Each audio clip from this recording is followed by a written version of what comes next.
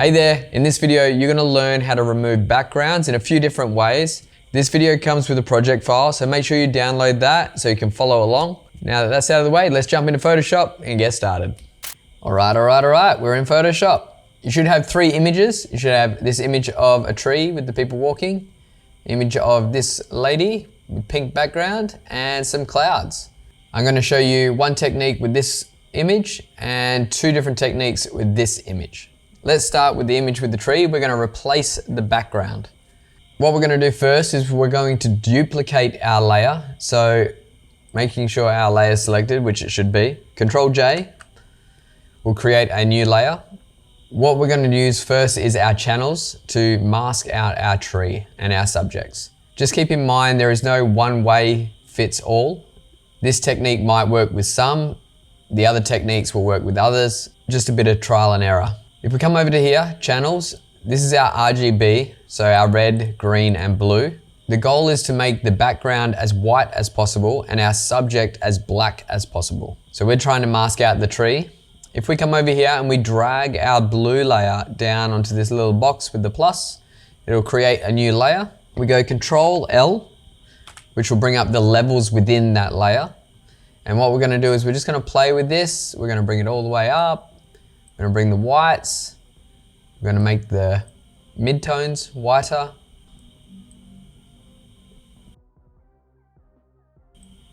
And I think that's pretty good. We're gonna click OK. What we're going to be selecting is all the white area, but we're gonna invert that. But we wanna keep all the ground. So what we can do before we, paint masks in or anything like that, we can go grab our paintbrush. We can make sure black is selected. And we can just paint in this bottom section.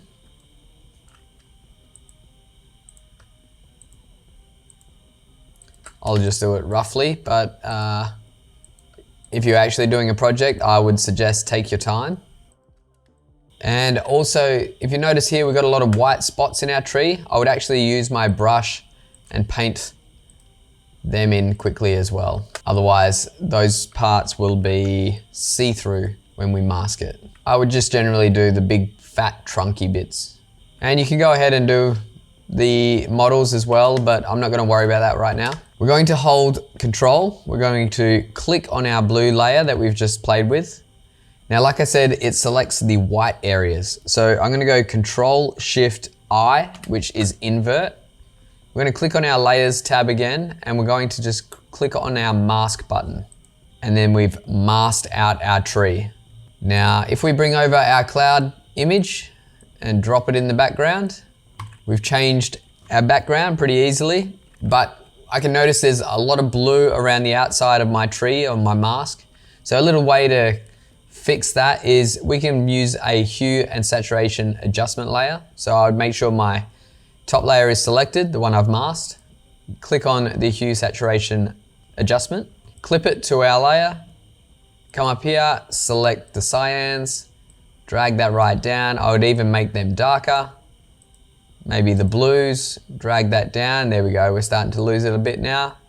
Drag it down, make it a little bit darker, and that'll just help hide those little bits. Now, we still have a see-through person. I personally like to just create another layer behind them and then just paint that in. So you can select your layer mask, or you can just paint on the layer mask that you have. This is just my personal preference, totally up to you. And then just use your brush. You can even turn that off, turn the other layer on so you can see exactly where they are.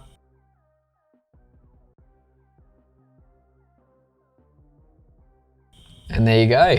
We've changed our sky and masked out our very complex tree using channels. Let's go back to the start. Another way we can go about this is a thing called blend if. So if I just duplicate my layer once again, I make sure I've got my clouds for the background, just put that behind. So with my layer, I'm going to double click and this little box pops up. Most of our background is blue. So just here where it says gray, we're gonna click on that, come down to blue, and then here is the blues within our image. If we just drag that along, there we go, it gets rid of almost everything. I'm also gonna hold Alt, and then it basically makes it a feather into it. Makes it a bit softer transition. I click OK. Again, I would do a hue saturation just for these little edges. Click on master, come down to cyans, drop that, make it darker. Oh, what just happened? What just happened is that even though we've removed the blue in the background, it actually is still part of the image. It's removing the color within the image. Now we're manipulating the color, it changes that color. So how do we get around that? Let's turn that off. So what we'll do is we will turn our layer into a smart object. So right click, convert to smart object. Now, if I change anything, if I change the brightness, it doesn't affect that blue. So I'll just reset this. We'll go to cyans, drop that down. Yep, that's good. Blues, yep. Again, we've got the parts missing within our models. So like I said, I like to have Control J. I like to have another layer. I'll put a layer mask on that. I'll go Control I, which will invert my mask. And then what I'll do is I'll just paint back using a brush.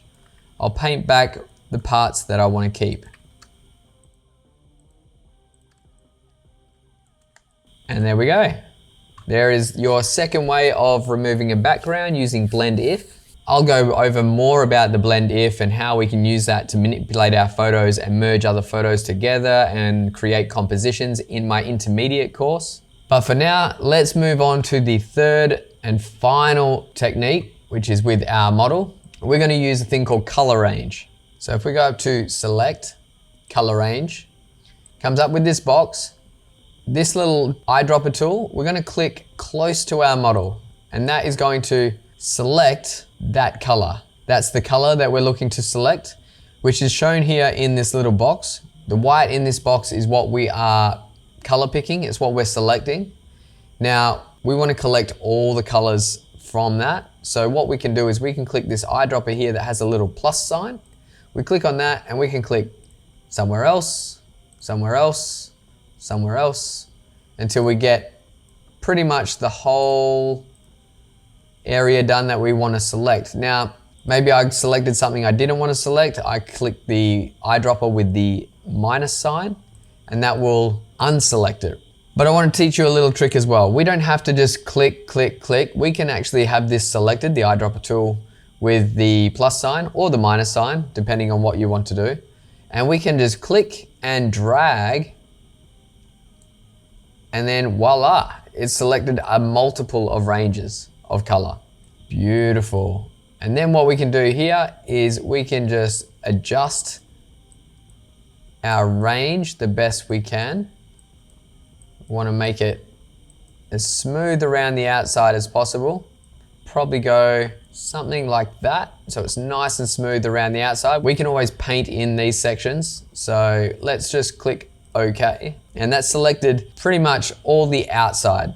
So what we're going to do is we're going to go Control Shift I, which is going to invert our selection. I'm going to grab my Magic Wand tool and I'm just going to click on those big parts in the center that didn't get selected. I'll come down to my mask, click on my mask, and boom, we've masked her out.